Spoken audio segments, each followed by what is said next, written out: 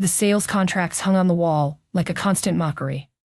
I recall the day I received them in my hands, filled with hope, and with my father by my side.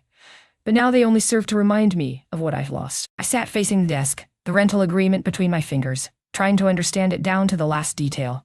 It was as if my own mind rebelled against me, each word a dagger plunged into my heart. The sound of the door opening pulled me out of my spiral of thoughts. Marcos entered with his usual air of superiority. "Lucia," he said in a firm and cutting voice that made me tremble inside, "I have decided to evict you." "How?" I mumbled, unable to form a coherent word. Alina, always the coldest and most calculating, appeared in the doorway, a letter in her hand. "I have sent you a formal notice," he said with an indifferent tone as he placed the letter on the desk. "The notary's signature is irrefutable," he added. "I won't give up." It was his mantra, his only weapon against this unjust battle waged by his brother and mother over their family home. I sprang to my feet, my body trembling with fury and pain. I searched Alina's eyes, but found only coldness there. How long will I be an easy prey for them? I picked up the letter and studied it carefully, and then I saw it, a date written at the end of the document that did not match the original contract. How was this possible? Marcos and Elena's firm received me with a chilling indifference. Filing a lawsuit in court was not an easy feat. My voice trembled as I read the words that tested the truth. I felt the weight of the purchase agreements, bank statements, notarized documents, evidence that could turn this fraudulent eviction into a legal battle. But that was the only weapon I had, until I could gather enough proof to expose their legal fabrications and reclaim my family home. Marcos looked at me with a cruel smile as he presented his motion for eviction. He seemed to be watching a game, relishing the power the law afforded him.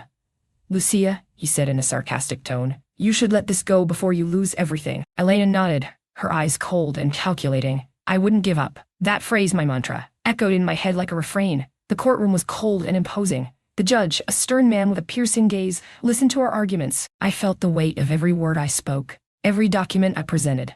Finally, the judge set a date for a mediation hearing, but his tone offered no room for optimism. "This case," he warned in a grave voice, "could remain pending if an agreement is not reached." Words echoed like thunder, a dark cloud over my hope.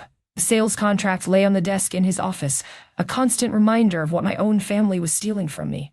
I felt trapped, as if walking through a labyrinth with no exit. But I wouldn't give up. Never. That phrase had become a kind of mantra, my only shield against despair. I had decided I needed specialized help, someone who could unravel this plot. I searched the internet until I found a specialist in document fraud named Juan. I met him in a bustling cafe, the aroma of freshly brewed coffee filling the air. Juan was a quiet man with piercing eyes and deliberate gestures. I told him my story, showing him the contracts they had given me, the suspicious bank statements, everything I had. I looked into his eyes, hoping to see some empathy, to find a glimmer of light in the darkness. "What I see here are not just errors," Juan said after studying the documents for a long time. "There are clear signs of forgery." His words offered a small spark of hope. "First, I will analyze the ink in the document," he continued. He calmly explained how to identify original and synthetic inks, as if speaking to someone unfamiliar with the subject. After several days of analysis, Juan called me again. "The ink used for the signature is not the same as the ink used throughout the rest of the document," he said, his tone grave. "This suggests it was applied after the document was originally signed." Her voice chilled me to the bone. I imagined my brother and mother acting with such cunning and ruthlessness. I sat in the lawyer's chair, the cold metal adhering to my skin like a second layer. The deeds of sale were a ghost haunting me, constantly reminding me of what they had stolen from me. I clung to my mantra, I will not give up. I couldn't afford to lose the family home, my only connection to my father. I had to find solid evidence. But where? The answer came to me like a flash of lightning. The notary records. Perhaps there I could discover something. Some clue that would help me dismantle their web of lies. "Good morning," the lawyer said with a false smile. "How can I help you?" "I need the electronic notary records," I replied, my voice firm despite the fear gnawing at me inside, especially those related to the signing of the notarial act on the family property. The lawyer frowned, as if something in my request puzzled him. "Those files are confidential," he finally responded. "I would need to request a special permit to access them." "I understand," I said, feeling a pang of desperation in my chest. "But I need those documents urgently. Please, can you help me?" With a resigned grimace, the lawyer agreed. 2 days later, he greeted me with the files printed and neatly organized in a thick folder. The pages were filled with technical information, but with focused attention, I began to navigate them. Until I found it, an unusual access to the database. The date coincided with the day of the alleged illegal agreement signed by Marcos and Elena. And then, a chilling sensation ran through me. The access time matched exactly the hour they claimed to have signed the deed. Every file, every document I had collected seemed like a piece of the puzzle, but the key piece was still missing. What I needed was definitive confirmation that my brother and mother had acted with premeditation to steal my home from me. I sank onto the sofa, surrounded by mountains of papers, deeds of sale, bank statements. I had even obtained a copy of my father's notarized will. It was as if I were living a terrible nightmare, which didn't explain why my own family would want to harm me. I organized the findings with the meticulous care that only desperation can provide. Every piece of data, every irregularity, became a weapon to dismantle their legal fabrications. Finally, after days of relentless work, I had complete, detailed, and solid report. Irrefutable proof of fraud. Lucia, do you have everything ready? My lawyer asked over the phone, his voice laced with hope. Yes, I replied with a firmness I didn't feel. I have it all. A report with evidence demonstrating the forgery of the will and the fraudulent activities of Marcos and Elena. I will prove to the court what they did. With my heart in my fist, I handed the report to the prosecutor. I felt a pang of terror as I delivered this burden of pain and betrayal. I won't give up, I murmured to myself, recalling my own guiding principle. But there was also a spark of hope within me. Perhaps, finally, we could achieve justice. Days stretched on, filled with tension, as we awaited the prosecutor's decision. Then came the call. Lucia, your evidence is compelling. We will be presenting your case to the court. A voice surged through me, a spark in the deepest darkness. But the following blow was even harder. The judge reviewing the evidence demanded an additional verification of the Notary's Act, a new obstacle, a new test to overcome. I can't believe this, I sighed with dejection. The courtroom felt cold and distant. My heart pounded in my chest, almost impossible to ignore. I held the report of document fraud in my hands. The only proof that could demonstrate my house was mine. This is the last chance to reclaim what belongs to me, I thought, clinging to those words like a life preserver. They had stolen my home, my childhood, and I wouldn't allow them to get away with it. Elena and Marcos, my own family, had betrayed me with a carefully crafted plan of legal lies, but I was prepared to fight to the end. Marcos, seated beside his lawyer, watched me with a mocking smile as we awaited our turn. His gaze felt like a knife thrust, making me feel both angrier and more determined. When my turn came, I presented the report to the judge with trembling but steady hands. Your Honor, I said, my voice firm and clear, this document reveals the falsification of the notary public's deed, a crucial piece of evidence in this case. It is a forged document that demonstrates the intent of my opponents to unjustly deprive me of my home. The judge examined the report with care, his face serious and impassive. Finally, he looked up and said, I request a copy of the original notary public's deed to verify the authenticity of the signatures. Marcos's lawyer protested, but the judge remained unmoved. After listening to my arguments, the prosecution requested confirmation of the notary public's original signature. The tension in the courtroom was palpable. Each second seemed an eternity as we waited for his decision. The judge looked at the audience with tired eyes and said, Until the authenticity of the deed is confirmed, I suspend the hearing. His words echoed within me like a thunderclap. The hope I had nurtured for weeks evaporated like mist. I couldn't believe that everything depended on a single signature. I felt a cold sweat running down my spine as I walked towards the stand. It was my turn to testify. I won't give up, I thought resolutely. This house, with all its stories, with memories etched into every corner, wasn't going to be lost because of my brother Marcos and mother Elena's lies and schemes. I had prepared everything meticulously. The financial documentation, the purchase agreements, even bank communications proving that I was the legitimate owner. The handwriting expert looked at me seriously before addressing the judge. With a firm index finger, he pointed to the original document, and then, slowly, compared every detail with the forged signature. The tension thickened in the air like smoke from a dying fireplace. And then he said, The signature doesn't match the original document. There are noticeable differences in the curvature of the letters, the stroke, even pressure applied to the pen. Marcos paled at those words. He tried to deny it, stammering that it was just a misunderstanding, but his voice trembled and desperation shone in his eyes. His mother, Elena, seated beside him, could only clench her fist visibly nervously. The judge listened intently to the expert's words, but at the end of his statement, he lowered his gaze to the desk without uttering a single word. The evidence was compelling, and he found himself trapped in a silent dilemma. Would he be able to disregard such clarity? A lump formed in my throat as the judge delivered the sentence. Lucia is hereby declared the rightful owner of the property. He stated in a grave and solemn voice. I couldn't believe it. After months of struggle, after so much anguish and desolation, I had triumphed. The house, my house, was mine again. Marcos and Elena sat in silence, their faces as pale as paper. Perhaps now they understood what they had done, what they had subjected me to during those months. The judge issued an order citing them for legal fraud, something that had given me strength throughout the process. Truth at last would prevail. Leaving the courthouse, I felt a mixture of relief and emptiness. I had achieved my goal, reclaiming the property and exposing their lies. But what still tormented me was the feeling of loss, the sadness for a family that seemed to have vanished under the weight of deceit. Then I decided to take action. I wrote the story, pouring every detail of this unjust battle into a local publication, as if realizing this was not just my conflict but a warning for others. The response was immediate and overwhelming. The audience was moved by my story, demanding justice for vulnerable families against legal corruption. The truth emerged, like a lighthouse in the midst of darkness. And I, Lucia, would not give up. I changed the locks, installing a new key that symbolized the closure of the past and the beginning of a new era. I stood before the door, holding the key firmly. I gazed at the horizon, my eyes filled with determination. The path ahead was long, but now at least I had the peace of knowing I had won the battle. I sat facing the notary's desk, my heart beating like a frantic drum. I had to obtain that deed of sale. It was a key piece for dismantling the lie Marcos and Elena had built. Perhaps this was just a dream, which didn't explain why my own family was trying to evict me from my house, from my home, the only memory I had left of my parents. I will not give up, I murmured softly, repeating the phrase that had become my shield during this terrible time. Marcos and Elena had acted with such precision, such meticulous cunning, that for a moment I thought it was just a nightmare. But no, reality was brutal. The family home, our legacy, was at stake. "Good morning, Mrs. Lucia," said the notary, with a friendly smile that contrasted with the lump in my throat. "How can I help you?" "I need the deed to this house," I said, trying to keep my voice steady. "The original was given to me by my parents before they passed away." The notary nodded and rose to search his files. Then he returned with an old brown envelope which he handed me, trembling hands. "Here's the authenticated copy," he explained. "It is important to remember that this deed is irrefutable proof of the inheritance agreement." Upon reviewing the document, my heart quickened. The inheritance clause was clearly stated.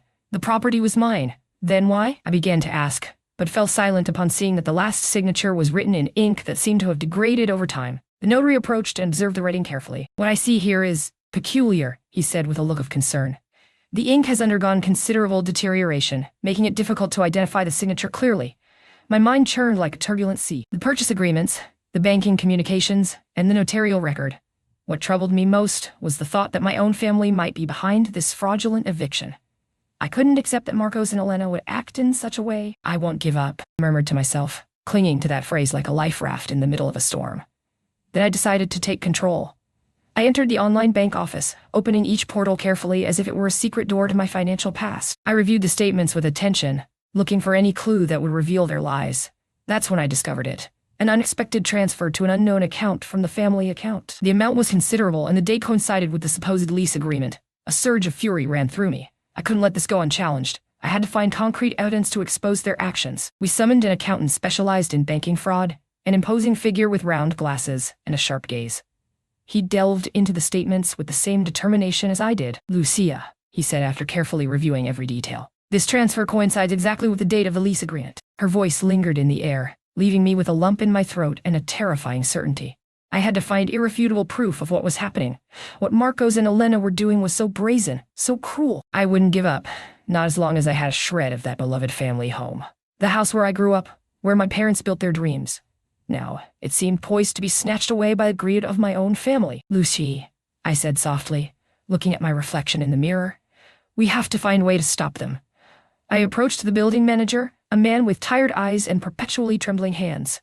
I asked him for the minutes from the last family meeting. He looked at me with suspicion and then said, "I have that here." He handed me a document with an official seal in the upper right corner. I examined it carefully. The seal, perhaps due to wear and tear, seemed blurred, but something wasn't right. The date on the seal didn't match the date of the last family meeting. "Is this date correct?" I asked, my voice trembling. The administrator frowned and said, Yes, it is the exact date." I returned the document, my heart pounding in my chest. I had to find out why that date didn't match. Perhaps it was just a mistake. But something inside me told me it was much more than that. I unfurled the paper and opened the deed. The first line read, "Marcos Sanchez and Elena Gonzalez appear as spouses." I clung to the only certainty I had left, the sales contract. It was like my life raft in the middle of an ocean of lies and betrayal. "I will not give up," I repeated mentally, remembering that phrase that had become my mantra. My brother Marcos and my mother Elena had planned everything with a chilling precision, but I was going to uncover their deceit. Calling Miguel's law firm was my first line of defense. I had known him for years, an honorable man with an impeccable reputation. "Miguel, I need your help," I said over the phone, my voice shaky. "My brother and mother are trying to evict me from the family home. Lucia, tell me what has happened. she replied calmly, her voice always so reassuring. I told her everything, every detail of the fraudulent process, every forged document presented in court. She listened patiently, without interrupting me, until I finished my account. I'm so sorry, Lucia, she said at last. It's a complicated situation, but don't worry, I'll do everything I can to help you. The following week, I was seated across from Miguel in his office, with the deed of sale on the table. He reviewed it carefully, his eyes furrowed in concentration. There's something strange here, he finally said, pointing to a specific clause. This wording is not standard, and could indicate a notarial fraud. A shiver ran down my spine. Could everything happening to me be part of a larger scheme, a web of carefully constructed lies? Miguel continued analyzing the document, his face grave. The notary signature doesn't match other records, he said with concern. I'll have to investigate his digital files further. His last words hung in the air, both a promise and a threat. Perhaps there's a record of the original signature in her digital file, he said. The notary looked at me with indifference when I asked for a certified copy of the notarial act. It felt like speaking to a wall, so cold and distant. He handed me a document with my mother's signature blurred and indistinct, almost imperceptible. A heaviness settled over me. I won't give up, no matter what they do, I thought as I looked at the paper between my fingers. There was a tightness in my chest, as if I were suffocating. What had seemed like a simple bureaucratic error now felt like a black hole at the base of my reality. I needed to know with certainty the authenticity of the document. I needed proof to expose their legal lies. Then I decided to contact a signature expert, someone who could analyze the signature and determine if it was legitimate. I described the situation to the expert and showed him the notarial act. He studied the undulating and curved lines of my mother's signature intently. I'll need to conduct a comparative analysis with the digital record of her signature, he said, to determine if it's authentic. While I waited for the analysis results, my nerves frayed. Each minute stretched into an eternity, each second brimming with uncertainty. The tension consumed me. I felt like an animal trapped in a cage. When the expert finally arrived with his report, my heart pounded. He handed me a document and said, "The notary's signature on the act is different from the digital record." My world crumbled before my eyes. The truth lay there, palpable and irrefutable. My head spun, trying to process what I had discovered. The deed was false. The bank records, too. How could they be so brazen? It was as if they were unaware of the harm they were causing me, the pain they were inflicting upon themselves by acting this way. But I knew I had to fight this.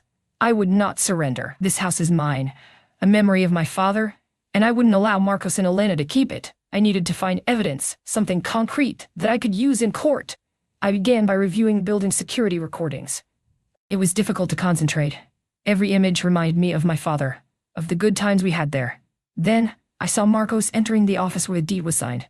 There he was. His presence confirmed my suspicions. I searched through the images and finally found what I was looking for, a picture of Marcos with the notary. Blood ran cold in my veins seeing them together, as if they were conspiring in secret. A shiver ran down my spine, but I wasn't finished yet. I needed something more concrete, direct evidence of his involvement. Then I remembered the office where the deed was signed. A pang of pain shot through me, recalling the happy moments we shared there. I retrieved the recording from the office and played it carefully. The notary's voice was clear. "Sign here, sir. Sorry. And in that moment, I saw it all. Marcos was signing the deed, but not with his own hand. He was using Elena's hand, as if she were a puppet under his control. His face looked cold and calculating, while Elena signed with a hesitant expression. I went into the study and reviewed the documents one last time, trying to find anything that could help me. I needed something concrete to refute my mother's and Marcos's forgery. I would not give up, not after everything I had been through. I gathered the sales agreements, bank communications, and notary act in a sturdy file. What had seemed like a mountain of papers was now my only weapon against them. Then, with determination burning in my eyes, I called the prosecutor's office. "I need to present evidence," I told them, my voice trembling but firm. "My family has manipulated the documents to disinherit me from the family legacy, and I want justice to be served." The prosecutor listened attentively, her words filled with professionalism and warmth. "Lucia," he said softly, "we need to see these documents. Bring everything you have to the office tomorrow afternoon. Once we review the evidence, we can request a preliminary hearing." Hope settled in my chest like a small bird waiting its turn to fly. Finally, someone was taking my case seriously. The next day, I appeared at the prosecutor's office with the file weighing heavily in my hands. The room was warm and quiet, filled with an expectant atmosphere that set my nerves on edge. The prosecutor, an older man with piercing eyes and a serious expression, reviewed each document meticulously. After hours of silence, he looked up, his face reflecting a mixture of concern and uncertainty. "Louisa," he said, "the documents are consistent, but we need irrefutable proof that the original signature is yours. Without that key piece, it will be difficult to refute your family's claims." The law firm had left me with a sinking heart, and a dizzy mind. A knot tightened in my throat every time I saw the sales deed signed by my parents. It felt like they had betrayed everything our family had ever meant, as if that house were nothing more than an object to be contested. I won't give up, I whispered to myself, clinging to those words like a life raft in the middle of a storm. My only hope lay in finding the original digital signature of the document, the definitive proof to dismantle their legal lie. I called the digital registry system, my voice trembling as I tried to sound firm. I need to obtain the hash of the original signature of the document with number. I uttered the number, each digit a blow to the emptiness surrounding me. The operator, a mechanical and distant voice, replied. The hash of the original signature is... I hastened to jot down the code, as if it were a hidden treasure, a key to unlock the doors of just judgment. I ran towards my laptop, the reflection of my tired eyes in the pale screen. I entered the hash that the system had provided me, and compared it with the hash of the current document. Silence enveloped me again, but this time it was different, denser, more anticipatory. My heart quickened as I read the results, a cold certainty taking hold of my body. They didn't match. The hashes did not coincide.